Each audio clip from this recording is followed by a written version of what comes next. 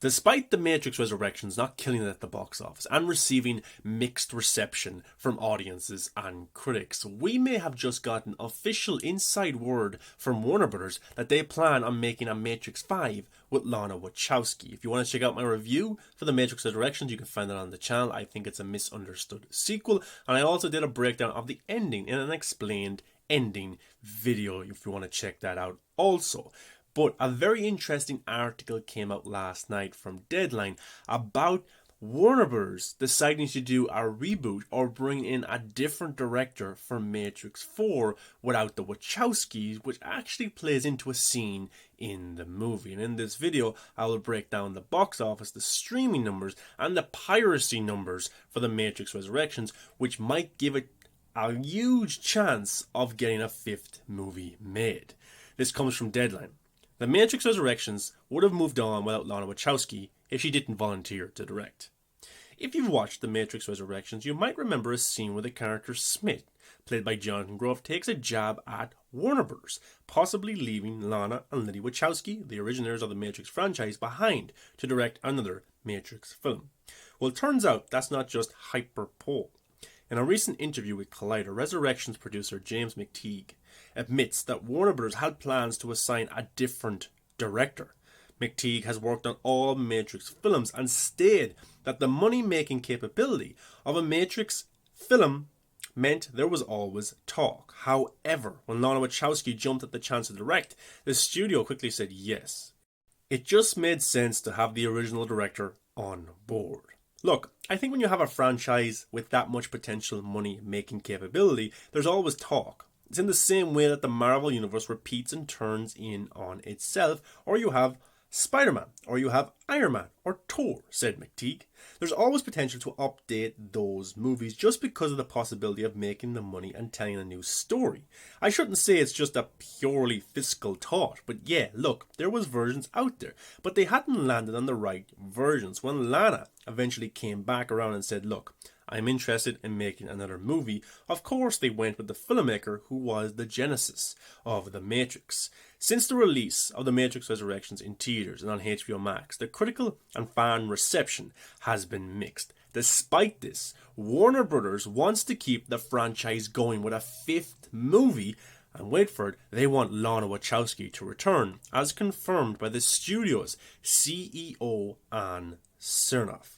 The Matrix Resurrection stars Keanu Reeves, Carrie-Anne Moss, Yahya Abdul-Mateen, Priyanka Chopra Jonas, Jessica Henwick, Neil Patrick Harris, and Jonathan Groff. So that came from Deadline last night, and also from CEO Ann Cernoff, who wants Matrix 5, and she also wants Lana Wachowski to return. Lana Wachowski did say that she didn't write this as a new trilogy, just as a standalone story. But of course, we've seen movies like that before in the past, where they're just one-offs, and we hear about sequels being made. The Joker movie with Joaquin Phoenix and Todd Phillips is a great example of that. And that movie is still in kind of development as well for a sequel. But they want Lana Wachowski to return. And I would love to see this as well. I really enjoyed the movie. I love all of the Matrix movies so much. I love the meta-ness to them. I love the deepness, the character study, the society study, the love story we got to see in Resurrections. And I think that Lana Wachowski set up so much stuff for a fifth movie. I have to know what happens next. Yes, my main criticisms of The Matrix Resurrections is the action. The action wasn't anything amazing. But then again, Neo had been drugged for 60 years. He had been experimented on, so his full powers were not back yet. And hopefully in the fifth movie, we can see more of the kung fu fights, the 360 cam, the bullet time, stuff like that was awesome to see in the originals. So hopefully in the fifth movie, those stuff are brought back. But also, in my review for The Matrix Resurrections, I explained that Lana Wachowski did not want to do that. Everyone expects a sequel to a huge franchise to have the things that made it great. Spider-Man No Way Home has Tobey Maguire and Andrew Garfield. Ghostbusters Afterlife, the third act of Ghostbusters Afterlife, and the original movie that came out in 1994 is basically the same, and then the old team shows up. It's just the same thing. Yes, it's nostalgia, and nostalgia for me is awesome. Fan service, there's nothing wrong with it whatsoever, but Lana Wachowski's story was about Hollywood's needs for reboots, for remakes, for nostalgia, and she wanted to show them for what they were doing. and she didn't want to do what everyone expected her to do, and I appreciate that so much. So it looks like that we will definitely get a Matrix movie, another one, a fifth one, and they want Lana Wachowski to return. And Ann Chernoff actually a few months ago said that the day and date movies that came out in 2021, if they had a poor box office income, it would not hurt their chances of making a sequel because of the year that was in it, because of the pandemic. And if some of those movies did pretty well on streaming, then they weren't a sequel in their own right. Like Mortal Kombat, like Godzilla v Kong, those movies will have sequels. They did pretty well at the box office, but their streaming numbers were absolutely insane. And Warner Brothers want more of that income and that viewership to their platform. Because if a Mortal Kombat movie is made a sequel and it's exclusively in theaters, well, in 35 or 45 days, it will show up on HBO Max, and that's big viewership for that platform. So it's not all about box office anymore. Some studios have theater releases, they have streaming releases. Some streaming services just have streaming releases, and then some studios like Sony just have theatrical releases, but then they license their movies and shows or whatever they're making off to Netflix or HBO Max or services like that, like Peacock. But now I want to talk about The Matrix Resurrections and its box office, and also what it did on HBO Max in terms of viewership. This comes from JoeBlow.com. The title is The Matrix Resurrections was watched by 2.8 million US households per Samba TV.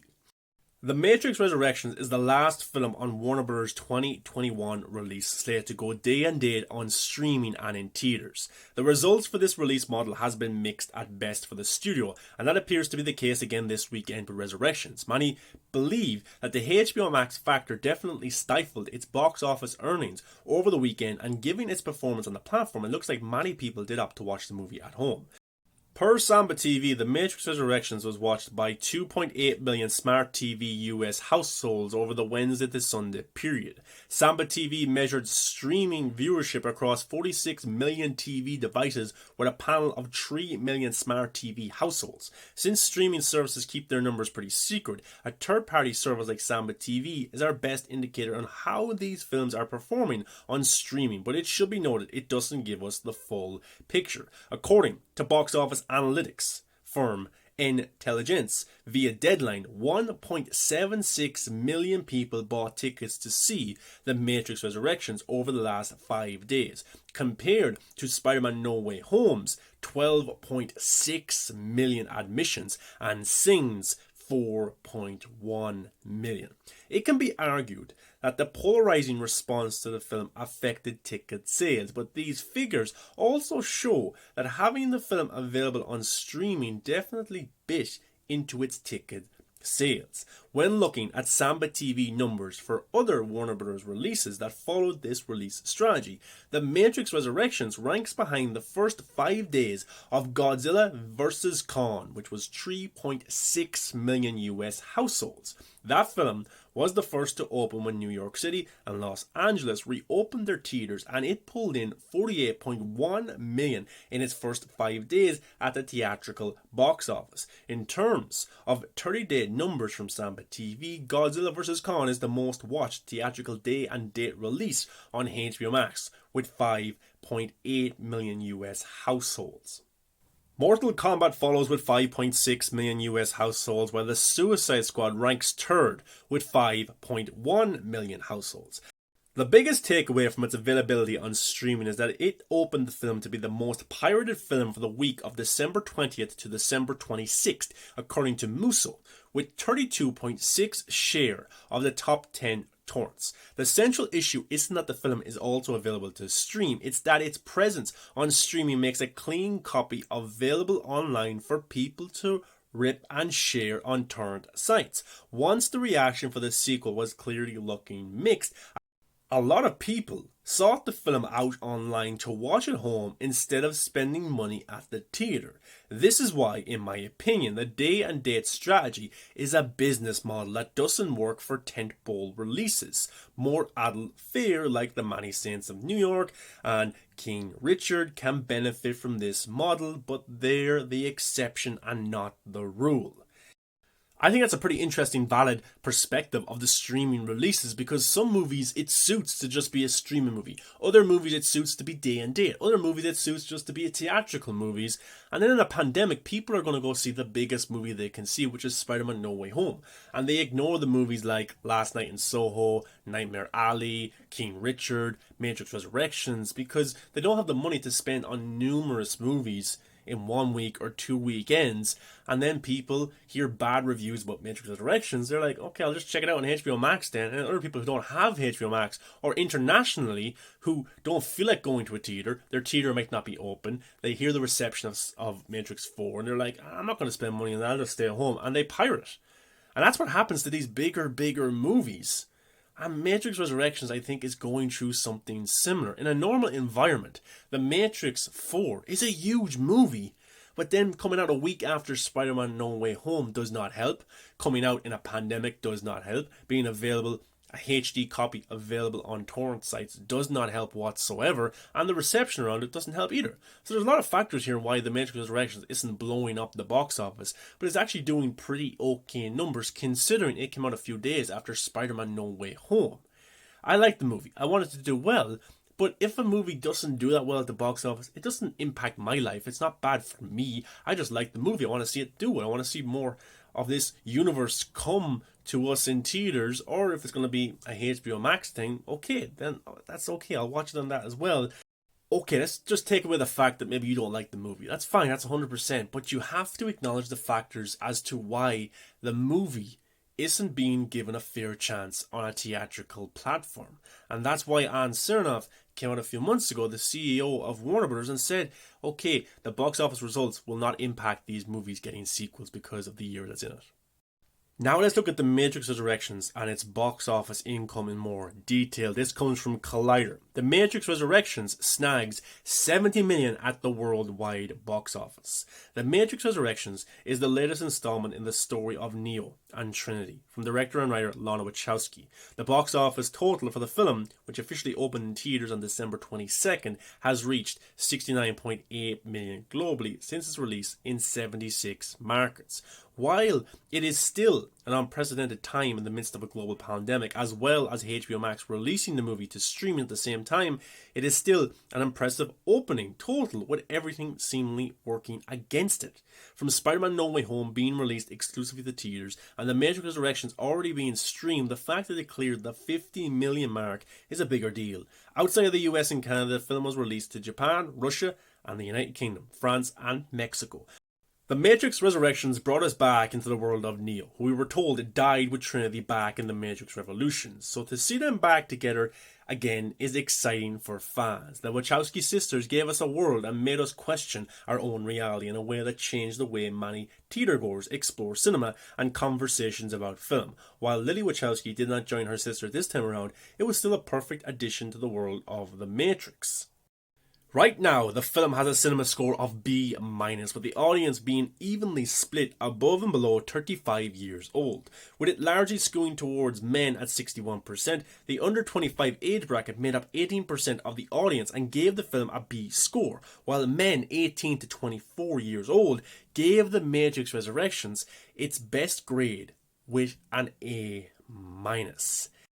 So I definitely think there is a fan base to make another Matrix movie. I think maybe a better release strategy, maybe just theaters, maybe a better date that can come out after a massive movie like Spider-Man No Way Home.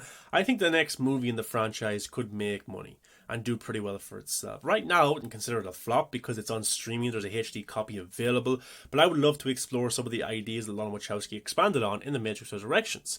The original one that came out in 1999 was revolutionary to cinema. It really, really was. And now we have 4 movies in the franchise, and even though Lana Wachowski said she didn't write it as a trilogy, she definitely set up a lot to explore in future movies. The machines versus machines, the machines working with the humans, Neo, Trinity, the Analyst.